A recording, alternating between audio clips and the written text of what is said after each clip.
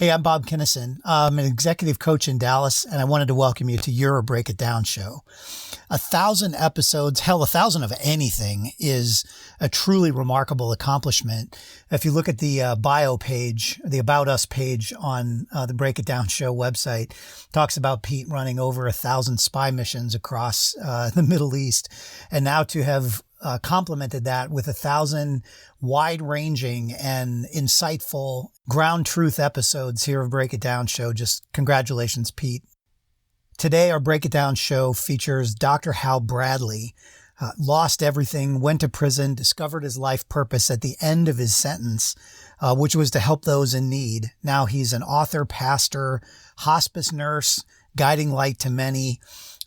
Recruited by the Department of Justice, served 17 years as a civilian contractor with a master's in pastoral counseling, minister to the homeless, runs a hospice chaplain.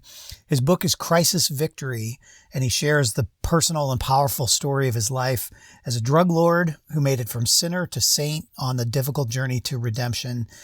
Pete and I connected because it's my vision, it's my mission to help veterans make a transition out of the military into the civilian life. I serve a couple of charities in that regard. So if you're so inclined to pay me back for paying Pete back, for paying all of us forward, American Dream U, I'm on the board of directors there, and the Honor Foundation, serving Special Forces officers as they transition. That's where if you're going to make a contribution to anything, that's where I'd love to see you help out. And what I was told some years ago is if you have money, give your time. And if you have time, give your money, because you'll be blessed more by the gift of the thing you have less of. So whatever contribution you can make to the lives of veterans as they make their transition back into the civilian workforce, or just to veterans in general, anything you can do beyond saying thanks for your service in the airport is a blessing to me and a blessing to them.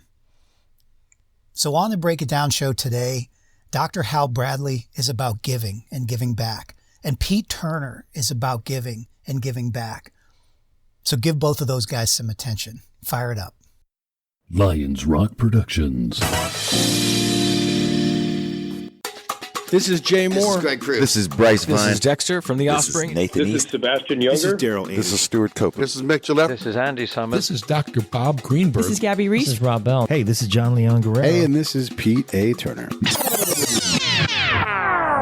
Good morning, everyone. This is Dr. Hal Bradley, and you're watching the Break It Down show. Yeah, this is neat, man. We were talking a little before off mic about some of the connections I'm about to reveal that we have. We have both done very dangerous work in our lives. Obviously, with my work as a spy, and I worked outside the wire, gosh, as much as anybody you're going to find. But you did sort of your own version of that, working on operations to do transnational movement of drugs, if we're going to be honest. I will say this, though. You were not the first Central South American guy to have a burro as their primary means of transportation on the show. We had a guy named Colonel John McKay from the Marines, and he grew up and he learned to speak Quechua and Spanish fluently, and just had an incredible life. His dad worked in mining. Well, there's a fun connection already. Yeah, interesting. Yeah, he lives in Sacramento, teaches at Sac State. I, like you, went to Sac City College and lived in Sacramento for a while. So I don't know, I forget. I think Vikings, maybe over there. Yeah, it was. Well, we do have commonalities, don't we, sir? We sure do. I'm not even done yet. I also am a graduate of Tigerland. No way. Yes. Yeah. I was there February 1972. They shut that program down after we cycled through that. I guess combatant advisor to be out in the battlefield, some combat experience. And so It's not the Tigerland you went through. I mean, it is the same place physically, the same archway, same everything. But modern combat is a lot different. It's more spoke and hub. And as you go along those spokes, Air Force guys need to know how to patrol properly and call for fire and all these things. So we have that. And also, we're both Army veterans. Yeah, thank you for your service, brother. You know what that means to men like us. Appreciate you. Yeah. That is about where Huh? If I could mention, we have another veteran in the room right now. His name is Bob. He's a hospice patient of mine, former prisoner of war, captured in 1963 in Vietnam. So I'd just like to give him a shout out and thank him too for his service. I'm so glad you did that, because I was going to definitely ask you to talk about Bob briefly, because Thank you. As we start to lose these generations of previous warriors, anything we can do to bring attention to them, I think it's critical, just to remember a guy like Bob or his peers and everything. So yeah, thanks for bringing that up, because being a POW, I don't know, that's one of the hardest forms of service there is. I too was kidnapped and captured on foreign soil. So the bond between this gentleman and I is just as close as if we were blood relatives. You would understand that, Pete. You've been out there in the foreground of danger and the type of life that we've survived. Hence the book. Yeah, it's crazy. Your book is called Crisis Victory, and you, among other things, ran drugs at a high level all over the nation, and you worked internationally between obviously Mexico and the United States, but also I guess you had some dab in Canada. Talk, I guess, a little bit about just really a sort of a survey of what you did in that era of your life, and then we can kind of go back in time and kind of start from the beginning and work our way forward. Because have you already sold the movie rights yet? I mean, because it's incredible. What everybody's about to hear is incredible. Yeah, thank you very much. And we do have someone that may have an interest in turning it into a movie. But let me take you back to 1969. I was living outside of Seattle in Edmonds, Washington. I got caught smoking a cigarette in the bathroom with two other friends. And back in 1969, that warranted removal from the school for up to a half a year.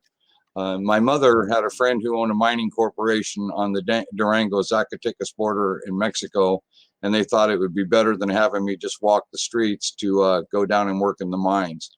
So I was sent down to Mexico into the state of Durango. I lived in a small village of about 200 to 250 people called Walterio, and the mining camp was just about 2 miles north of that area. The exposure that I had, as you were well aware, I had a little burro. That was my transportation. And I used to ride it in the mountains along the poppy fields and up in the canyon areas where the Chowari Indians were growing marijuana. And bear in mind, I'm 15 years old at this time in my life. So this is an impression time of life where things imprint on you. And I spent about 14 months down there. My brother was wounded in action in Vietnam. I got word, so I headed back to the States immediately to Bremerton Naval Hospital, where they had my brother. In that moment, I decided to go into the United States Army and serve my country also. So at the age of 16, I got my GED completed, and then took my vows a week after I was 17 and headed to Fort Knox, Kentucky. From Fort Knox, Kentucky, I went to my AIT in Fort Polk, Louisiana, but I was put into a program in a place called Tigerland. And what this was returning Green Berets that were coming out of Vietnam at that time and in that moment. And they were taking some of us to specifically prepare us for the type of combat experiences that we could expect going into Vietnam. Fortunately, after I graduated the program was so intensive that they did shut it down and stop that type of a training. But I went from there to Fort Benning, Georgia Airborne School, got my wings. And then from there, I was deployed to Germany, where I was stationed with the 509th Airborne there for almost 2 years. Upon return, I went to Sacramento City College on my GI Bill, something you and I have in common. And I went to, we had a winter break. And in that winter break, I decided to go down and visit the village that I had lived as a child. Upon my arrival in the village, they threw this great feast and a big festival. And then one of the kids that I had grown up with in the village approached me about bringing a large car down to Mexico, and they would put in compartments and I could start running kilos of marijuana into the United States. This is 1975 at the time. And I thought, well, what the heck? It's a great idea. We're all pot smokers at college. No big deal. Well, it was a fatal decision. Hold on. Okay, hold on. Yeah, go ahead. So it is not a good idea to run drugs for the cartel. I know that you're pot smokers and everything, but how, so one, you talk in your book about, and the book's fantastic, everybody, you really got to get it, Crisis Victory. I'll put the link up here in a second, but how did that village, how did it get into your heart? I mean, you don't spend that much time there. Impressionable, sure, but 6 months, that's just a tiny fraction of your life. Why no, did it stick? I was almost a year and a half, Pete, in the village. Okay. Before my brother was wounded in combat. But what happened upon my return, I did get the first load north across the border, got it up into California, the Sacramento region, turned it into $80,000 in less than a week and said, oh my God, this is my career. And I absolutely loved the thrill of running the border. I loved the thrill of setting up distribution. I just thoroughly became encompassed in this industry. So as the years went by, ultimately I picked up an airplane, started flying out of the Sonora Desert down into the country, and then actually took a trip with a friend of mine who was out of Alabama. He had a 10 turboprop, and we went all the way down to El Rio Negro in Colombia, just on the outskirts of Medellin, picking up kilos. I confess I only did it one time. I had my own network going through Sinaloa and Jalisco at that time. By that time, I was approached by I was in Jalisco and Guadalajara when we got a phone call to head over to Culiacan, Sinaloa. They wanted to connect me with somebody, and I want to add at this point now, for legal reasons, there are a couple things that I fictionalized in the book to protect the innocent and to protect the names of some of the people involved. But I was exposed to the cartel at that time. They wanted to use me for stateside distribution rather than just being smuggling. I had such an affinity for smuggling at that time that I only half regarded their information because I was working with other people. So I continued on in the smuggling industry of it, but I did start setting up safe houses, started distribution sites. And then in 1979, cocaine became introduced into our trade route.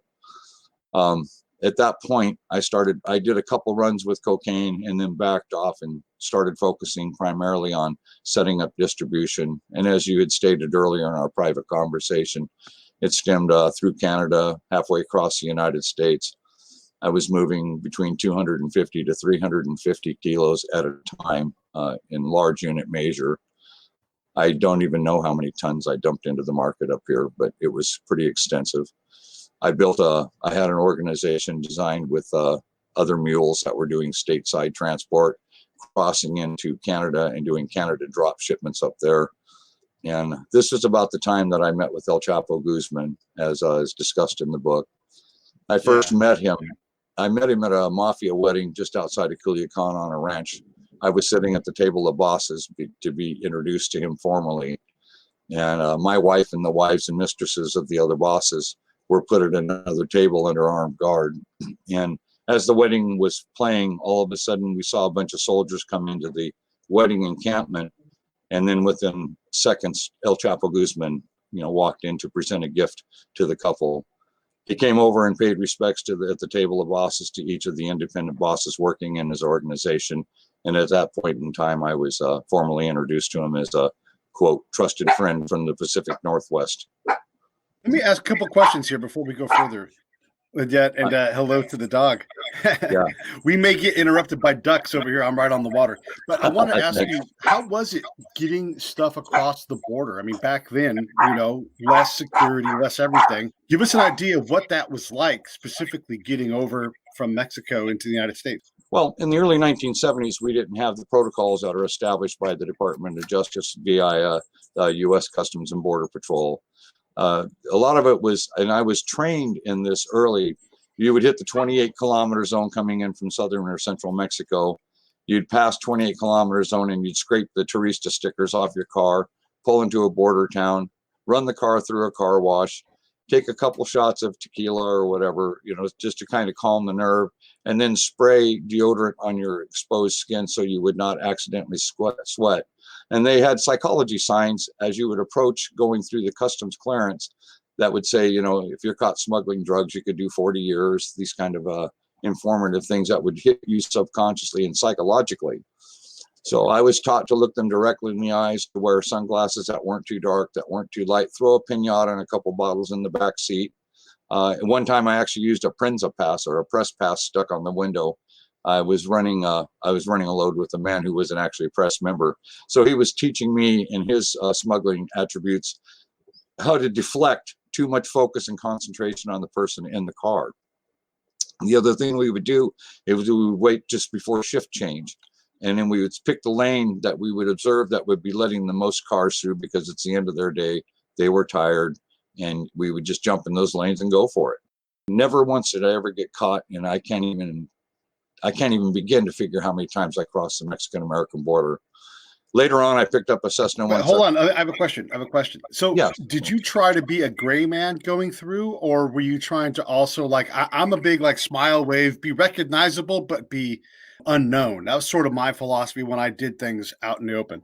Yeah, I stayed pretty gray, actually. I would try to deflect any attention, but I would set objects up in the vehicle that would make them look to the object, such as I said about a piñata or other things that people pick up on the border crossings. I diffused any attention toward myself as much as possible. I would answer the questions I would ask immediately and very calmly, not rushed, not excited. You understand neurolinguistics. You've been out in the field. You know how those things pick up. And these were the things that I was briefed, schooled, and trained by the cartels to be in that moment. And it always worked. And just for some context, in that time, there was less focus on that. There was, less attention. So when we think, it's just a bunch of rubes at the border, the reality is they're completely understaffed, under-provisioned to be able to. If you take a car off of the road to inspect it, that's the rest of your shift. And if you're at the end of your shift and not in any way compelled to do that kind of extra work, it's not hard to go, this person is just trying to do their 8 hours, get out of here and not have a big hassle. And so if you can find those gaps, for sure, you can exploit that. When you met Chappo, was he Chappo at that point? Did you know? Oh, yeah. Or you're like, oh, okay. Yeah, I was never really impressed. I knew other drug lords. The Arellano Felix syndicate up in Tijuana in 1969 and 1970. I actually knew Ramon Arellano Felix when he was only 6, 7 years old. His uncle would come up and visit with the man in the village that was responsible for my safety. And his uncle was a very famous drug lord in that time. And of course, we're just kids. I didn't understand in my innocence just exactly what it was. But yeah, Ramon came up 3 times in the time that I was down there and later became one of the triad members of the Tijuana cartel that ran it. So I've basically been exposed to those type of people. So there was no excitement meeting El Chappo. It was just, I recognized him as a boss. He was the jefe, commanded that respect as such. Oh, I was going to say, do you have a sense that the noose is kind of getting around your neck too? I mean, as you get further up, you get further ensnared into this thing. Did you have a sense for that at all or no? I did. I was down in Culiacan. They were moving 6,000 kilos north of cocaine at that time, a 6-ton shipment. It was already headed north. And I was invited down to talk about doing some of the distribution and holding some of it in various house sites. And I recall being very concerned about it. My LA counterpart came down there with me, and we just were worried about having to move so much weight in the categoried time that they would allot for that much of a movement to go. And this is the way the cartels work. They constantly pressure you. They constantly push you.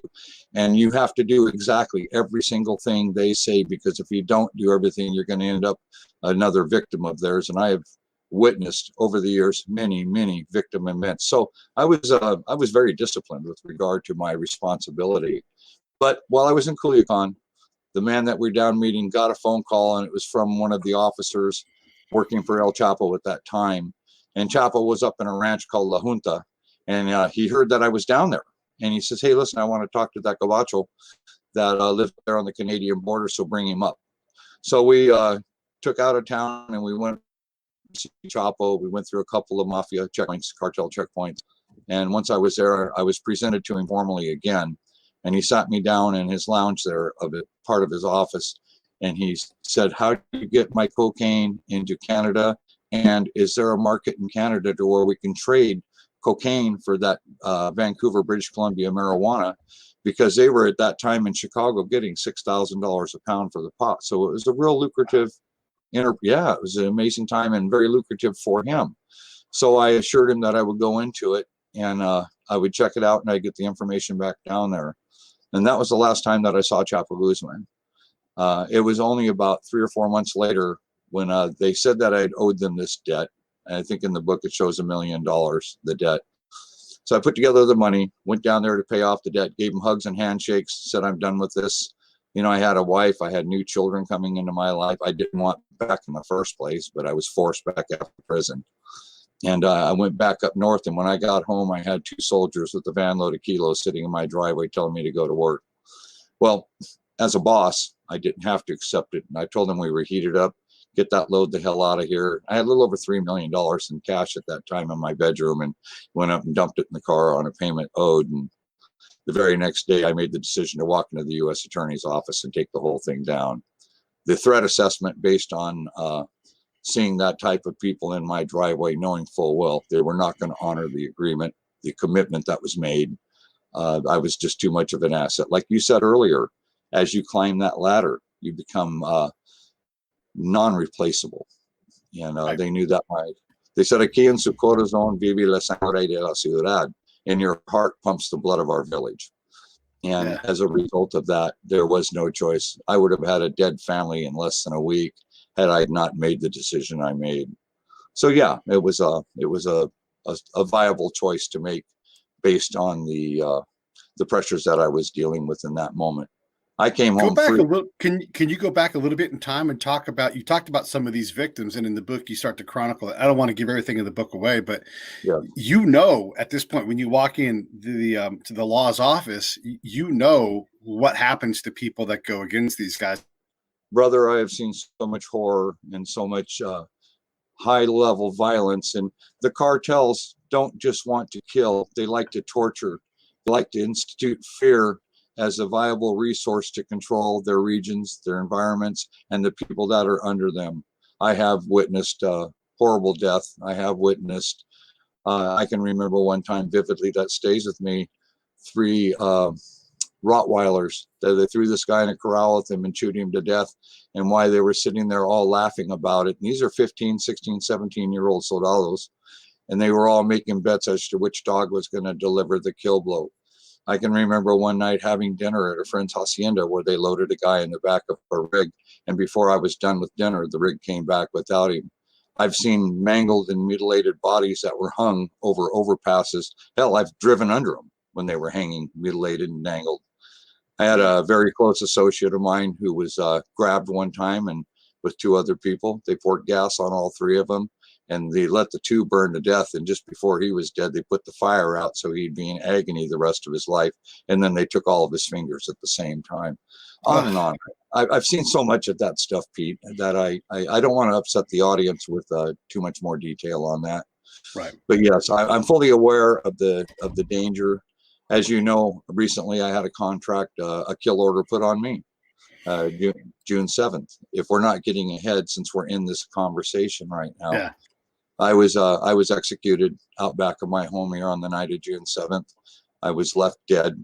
In the moment as I was dying, I accepted my death, and I was okay with it. And I felt a wonderful peace coming on me as the blood was flowing out of the body. There was brain matter laying on the street from the knife stabs into the brain cavity. But what was something jump-started my life, Pete, and it brought me back, and I was able to crawl up the stairs and get behind my safety gates, and 911 in. My son was in the house. I hollered to him, and it was a very hard experience for my son to witness such a thing. But as you know, when we're working under organized criminals that are as sophisticated as these cartels out of Mexico are, they always like to send bloody and violent. That is the message, bloody and violent. And I did die that night. I don't know why I came back. And I have a PTSD doctor at the VA hospital that has been working with me for some time on related traumas. And it's amazing how I don't even care about being alive anymore, if that makes sense to you and your audience. The book defines it a little bit in more detail. Yeah, you've been there. You've been there. I sensed it. Had therapy yesterday, and I am far too comfortable with my own demise. Far too comfortable. Yeah, you get to that point in life. I absolutely get that, and you know, in a lot of ways, and I don't know if you experience this, but there's a lot of my combat peers will openly say, like, be in combat than deal with this. Yes, I understand. Believe me, I've been a hospice chaplain.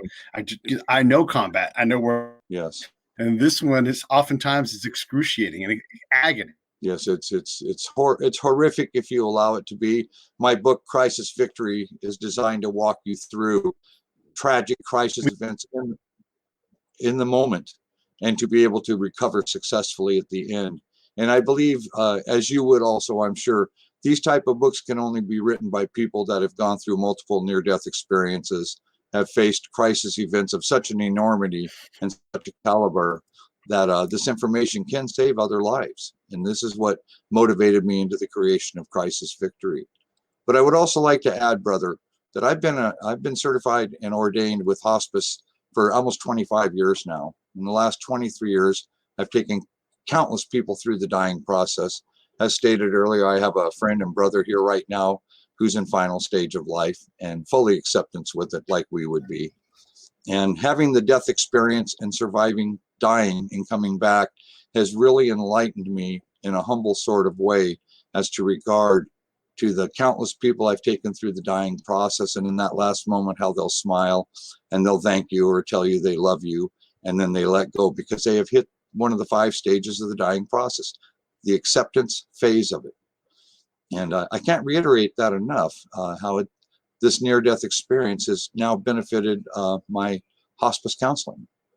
But I also work in homeless camps, as you've probably seen in the book. And this is my 19th year working with people that are struggling with so many multiple exotic issues in life. And to be able to sit down at a campfire at night and watch 3 people share a needle and put an arm around them and never judge them, but by example, show them the love of Jesus Christ. A young lady reaching her arm out of a tent. This picture stays in my mind, signaling the next guy to come into that tent to abuse her flesh so she can get another $10 hit in her arm.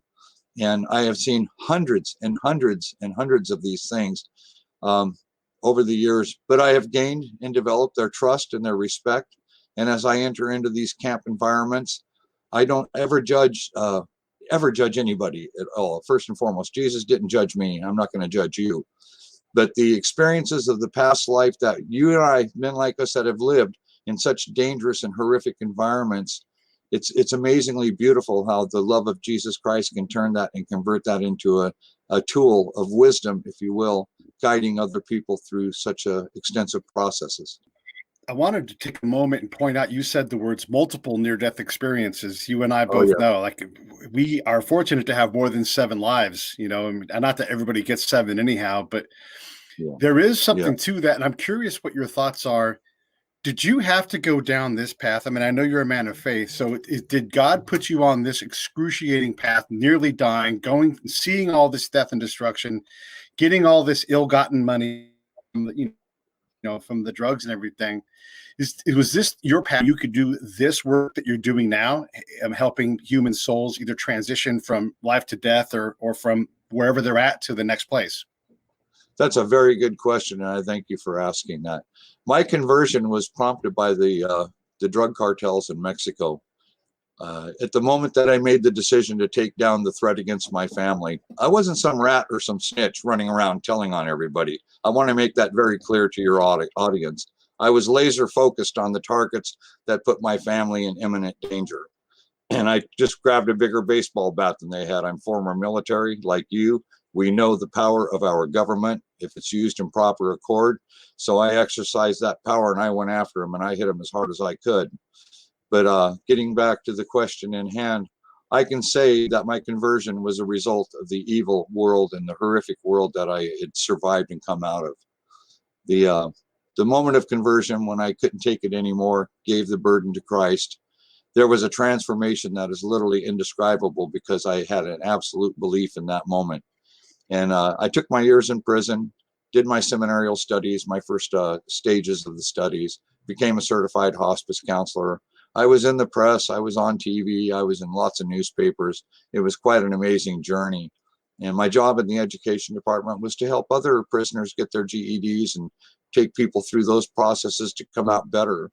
In my last year, I was transferred out of Springfield Medical Center to Leavenworth Federal Prison for my last year and was allowed to plug in with hospice organizations outside of the prison. We started creating these 10-week courses where we could certify men getting ready to re-enter back into society, but putting a love installation in their heart to benefit humankind, to be looked at with a personal self-esteem that was growing daily, and to exchange the type of people that would have come out. It was an amazing program. And we were successful in doing 4 cycles before I was released from prison. So yeah, the conversion came as a result of the evil world that I had departed from. Was this God's plan from you from day one, from the moment you were smoking that cigarette in school? Was he trying to get you to this point? Well, we know that God has a hand in every motion of our life. We do know this. As to whether or not he gives us free will, and it talks about this in the Bible. And he also says that the planet, he gave the earth to the devil. These are why we have snares and traps and toils and stumbling blocks in our daily journey through life. But he also gave you and I free will, brother. And as a result of that free will, we make our decisions that puts us on the various crossroads that we have to accept, and to include the consequences as a result of the acceptance of the crossroad we delivered ourselves to. But God most definitely has his hand in it. He reveals himself in his season, not our season. And when I had survived all of the experiences I had gone through, given my life to Jesus Christ, and had surrendered I did it October 19th, 1994 in a prison cell when I dropped to my knees. And it was sincere. I was true. I couldn't handle it. I just had a contract put on my life. My wife walked in to divorce me. She was a very decent woman, never understood my world, could not believe that she married into the mafia, as she put it. And so I lost everything. Everything was gone. And it was a perfect time for a rebuilding. And it's like what he did with Moses, wandering for 40 years out there to pass a generation on. The same thing with men like you and me. Once we recognize his truth, then the journey becomes apparent and obvious that we take our wisdom, our skills and experiences, and devote it to giving him the glory through how we institute ourselves graphically with people out there in need. So it was a no-brainer for me. I've never looked back, ever. I've never questioned that he is real, and that what he does is he takes that which is bad to convert it to that which is good. As I said, I don't go to a homeless camp with a Bible in hand. I go to a homeless camp with Christ in heart, and I do it by example.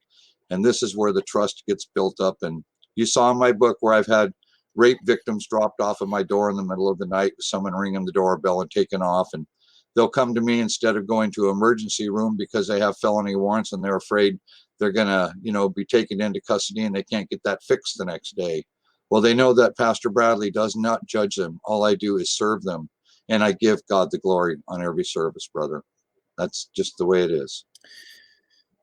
Well, thank you for doing that from all of us out here in humanity, because we need folks like that. We're wired similarly in a lot of ways. When I go into a conflict zone, I do my best. And it took me a long time to learn this. I had to screw this up, and I'm not saying I still don't screw it up, but I had to learn to reduce my ego, not judge, because again, if you want to go biblical, there before the grace of God go I. If I lived in an Afghan village, I can't say I would act differently. You've been to villages far removed from the Western world. And when you accept that, when you accept those people for who they are, where they are, how they are, you start to be embraced by their trust, and so as a spy, it sounds counterintuitive, but I focused my effort on building trust and testing that trust to make sure it was real, and working from that point at the pace that they could with the mechanisms that they had in place. How do I use their cultural norm to accomplish our combined goal? I'm still going to always work for the commander. I'm still always trying to protect, the service members. But if I can do that with their mechanisms, it is easier than me creating new mechanisms for all of them. It's just like, what's the path that works for you guys? And that same kind of non-judgmental, I could go sit with I can go sit with junkies and be like, this is where you're at right now. You need to take these drugs. I'm not going to tell you not to do it. I'm just going to hug you. And if you're interested in help, what kind of help could I help you find? What kind of help do you already have access to yourself? Just shut up and listen. That's how I approach. It doesn't sound like what a spy does, but that's how I approach it. Yeah, and neurolinguistically speaking, it makes nothing but sense. In these environments that I've spent 19 years in the camps, what I do is I allow them to bring the information to me instead of extracting information from them. This creates a cultural relationship of trust. And trust is vitally important, as you well know, when we walk into an environment that we are not a part of that environment, and they're going to sense that, smell that, and respond accordingly to that. We are different. So what I try to do is be as complacent as possible, talk about that which I know they would have an understanding and an enjoyment and conversation. And as you say, never, of course, judge, just to be there for them. I mean, when I'm cleaning abscesses from someone that's blown their arms and legs up through doing musculo injections and things of this nature. I'm happy to clean up the abscesses and talk to them about that which they want. I recently had a prostitute that showed up here, former prostitute, former heroin addict, that her husband had overdosed in one of these camps, and I took a Narcan kit and reversed it. They came by here in September, and I hadn't seen them for 3 years. They were both off the drugs. She was no longer prostituting. They actually had a home. They had children. Their life was so much better, and it was all as a result of that night where he almost died from the overdose. And somebody that he never even knew took that loving and compassionate moment to not only revive him, but to extend a hand and a welcome to him, to my home. And result into those type of actions, so many other doors start to develop and open up for us. And this is the true way of ministering and outreach services in these hostile environments in these camps. Because make no mistake, you don't want to walk into that environment unless you know what you're doing. It can be very, very dangerous. But yeah, it's all like good. You said, you're not from that environment, and they expect people to fail them. That's what they've been taught. That's what they've experienced.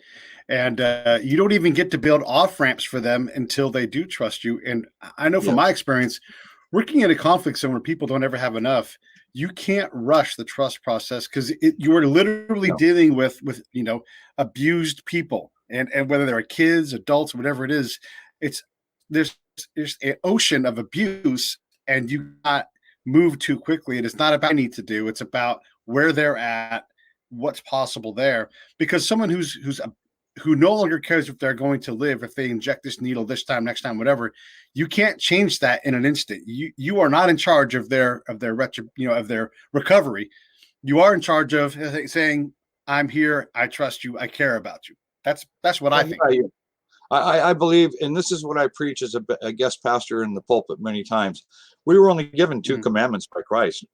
One was to love God the Father, and the other one, brother, is for you and me to love each other and not be in conflict. And what you're dealing with in these camp environments like that, you're dealing with, first off, low self-esteem. And what you have to do in order to give them progression from the low self-esteem scenario is to let them know that they have worth, to let them know that they are valued. But most importantly, let them give the information to you. And then you develop the information in accordance to the independent case that you find yourself working with. But love overcomes everything, brother. It is about the love. You would know that. I do. I love love, and I love leaning on it, because there is nothing that love can't handle. I want to go back in time a little bit, though, because you said some important things that I think are good parallels and good illustrations for people that wouldn't get this, because the drug stuff is sexy, and that's why we start there. But the real work that you're doing now is right here. Someone who's damaged or living in a place like the camps, or my place, the villages of Afghanistan, or whatever it is. So I would sometimes, on occasion, and I say this because I think you'll appreciate it. I'm with the military, and so I wouldn't just go Lone Ranger out for the heck of it. Sure. But there would be times when I would place my life in the care of someone local to create deeper bonds separate from the Army. It's not something that I would advise any service member ever do, but I was particularly gifted at this. I have more time outside the wire than any of them. Oftentimes, many of them combined didn't have as much time outside the wire. And so I knew how to put myself in the safety of their culture, of their honor. And then that unlocks for them the ability to host me on their terms, on their turf. And then I would return the favor and bring them onto the camp. And get this, I would bring Afghan elders on the camp, and I would go to the Army and I would say, "You're not going to search this guy. You're going to call him by this name, like this respectful title, and we're just going to walk him through. And then I'm going to feed him," because normally they would always have to feed us, but I'm going to feed him. And if he wants ice cream, he gets ice cream. If he wants to take muffins back to his kids, he takes muffins back to his kids. But he's going to be a big deal on this camp today. And when was the last time that guy was a truly big deal where he got to walk by security? And these guys, I wouldn't do this with people I didn't have trust with. Right. And so these elements of allowing them to be something big, or to, allow them to protect me, to put my life in their care, game over. I will beat anybody. If we're out in the field collecting, I will beat anybody, because I can do that reliably and repeatedly. Amen. Of course. You have to realize back in 2001 to 2003, I was working on my doctoral dissertation, and my doctoral dissertation was involved in the implementation of hospice to the homeless. Very interesting course program. So I did 3 winters instead of 2. My bishop actually had me do an extra winter before he'd sign off on the dissertation. And this is when my ability to start discerning the actual need preparation scenarios to approach the people that are, of low self-esteem and that are in these very, very dangerous environments, and to learn to listen with the 2 ears instead of the 1 mouth operating all the time. And this is a very important component when you approach people that are in such a negative stress scenario in their life circumstances. So with that being said, I'm honored to give God the glory every day of my life and to serve his kingdom and his communities, and to try to pass on an example of what real love and real understanding and real compassion and where it comes from, most importantly, is truly about. And once you have that spirit in your heart, nothing takes that spirit from you, brother. The man that executed me out here the night of June 7th and completed, I was nothing but a name written on a piece of paper for a soldier that was assigned to kill me. And after 2 days of coming out of the comas and all the stuff that I went through with regard to the attack, immediately I forgave him and just felt a compassion for him. These are the confirmations that tell us that truly we have been delivered into safety through Christ. So amen to that, brother. And I hope that God touched his heart and moved him on. You and I have been that type of person. We have survived from those type of environments. We understand that a name on a piece of paper has no connection to what he feels or thinks about you or me as an individual. He's a soldier doing a job, plain and simple. Yeah, you're competing at a life and death level. And of course you are. There's no compromising. Yeah. Well, there's been 2 recent attempts since June to formalize the kill order against me, and it's just such a blessing from day to day to live with the knowing that I can step out that door, but I do feel the shield of Christ around me. I'm very, very attuned. I used to have a private investigation agency. It's on file here in Olympia, Washington, called Surveillance Services Northwest. It was a gift from federal agents to arrange for me to take some time in the domestic sector after my captivity and what I went through with regard to what they did to me and their torture techniques on me. So, yeah, I get it. I mean, it's like we take these gifts, these talents, these abilities, but most importantly, glorify God through the action, brother. We don't take credit for nothing. It's not our credit to take. It's his credit to give that opens another door for yet another victim of circumstance to be able to feel comfortable enough to come forth. And a reputation grows, brother. Eventually people start hearing, hey, Pastor Bradley, you can go and talk to him and he's not going to call the cops on you, or he's not going to take you to the hospital against your will. He's going to be there for you the way you need him to be there for you, with clear and concise understanding. And over 19 years now of doing this type of work, it proves itself. It proves itself. Love overcomes everything. It does. It does. And I love all of them. Yeah. Yeah. How is it living with a constant mark on you? Because even if there isn't a piece of paper, you don't know that. You never know that. You have to always assume that there is someone hunting you. How is that burden for you? Well, if we're truly walking in the Lord, we know that the burdens and the yokes upon us that are given to us through the unholy one, which is the guidance of that part of the world, we don't live in fear. We just live in more cautionary sense. I pay attention to my heart as a former owner of surveillance services, a private investigation agency. I'm an expert in surveillance and counter surveillance. I have 17 years with the Department of Justice, more time than most about any agent I've ever worked with in the field. They don't have 17 years out there. Contractors like myself do. So you take your skills and your abilities, and most importantly, brother, your faith. And this is how you stay alive. Because yes, I am targeted right now. I have been targeted since I did not die that night. A kill order is a kill order. You understand what that is. It has to be completed. So I don't live afraid of it.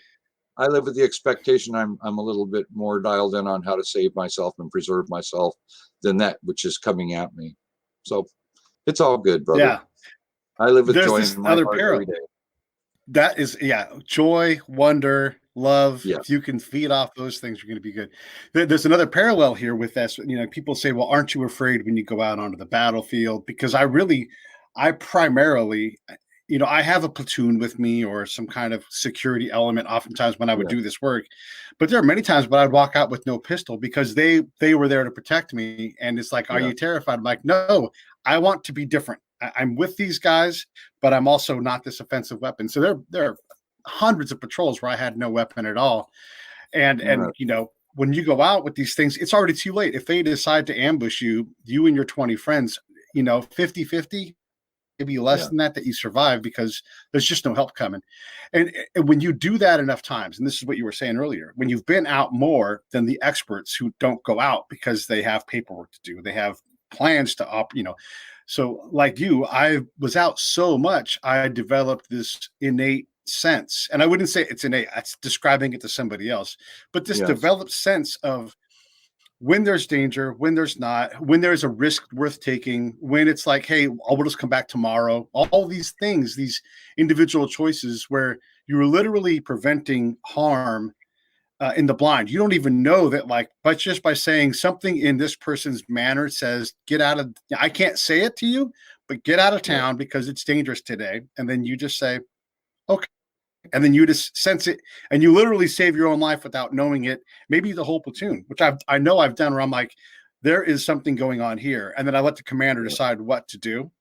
And then inevitably I was right about that because I'm reading people at a different level, the details, right? That's what it is. It's those details. When you go through the border, you can sense what is happening, at a level that someone else is like, that's just a guy, Yes, you're exactly right. When you've experienced years and years and years of hostile environment and violence, such as you and I have, there is something that develops within ourselves that allows us to become more preventive, not afraid. It's not fight or flight. It's none of the above.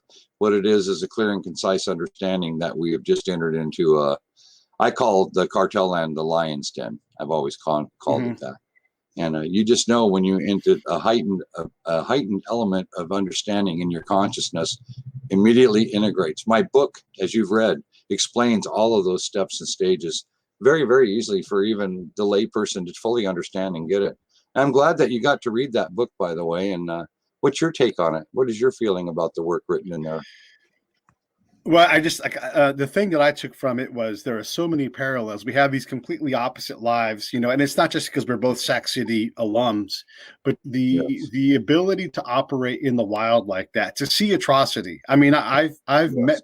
My job is to find the people that you saw killing people and make them my friends, so that I can be next to the most dangerous people in the area, which is inherently dangerous, by the way. And I wanted to go back in our conversation a moment and talk about this.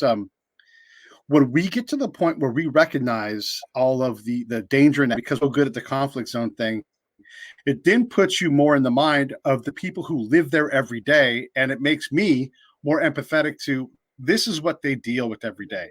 I get to go into a camp. I get to go have air conditioning and a heater. And, I have all this luxury, and I wouldn't be able to see it unless I spent time out there with and understood. I always say, you can't presume to improve the condition of somebody who you refuse to learn their condition. What condition is their condition in, and then if I can start by starting there, shutting up and doing that and focused on love, that it's almost always borne out. And it might take them 10, 20, 30, 50 times meeting me to go, this guy just won't stop with the love. I guess I'm going to have to love him back. You'll get there eventually. It's not a one-time thing though. No. Well, you know what? God commands us to plant the seed, for another will follow behind us to water that seed, and then another will follow behind to reap the harvest. So we know that any works that we do that are a show of good works, this is reflected to the immediate environment, to anybody that gets exposed to that action. I think the main thing, brother, when we're entering those type of environments, is to not only show compassion, but by example, share the compassion. And once we start doing that and trust is established, as you know, being in the Afghan villages, once trust is established, other components to that village start coming forth to you, because now you are a trusted person in their environment. So we create that through the example. We don't create that through the academics. You know, I have a master's degree in metaphysics, a doctorate in pastoral counseling. My associate's is in chaplaincy. I've got all of the academics down, but you know, without having the parallel experiences, how effective of a minister do we become if we haven't lived it and walked it and teach the love, the absolute love for one another? And this is where we are in such peril in our country today, brother. This is a crisis event time that we're experiencing with the pandemic. I've known 4 people now since March that have died from COVID. I've known a lot more than that infected with it. But I'm here to tell you, this morning I was working with the hospice situation. Last week I did last rites over a very dear lifelong friend of mine's wife. You know, every day we come combative and elemental in crisis events.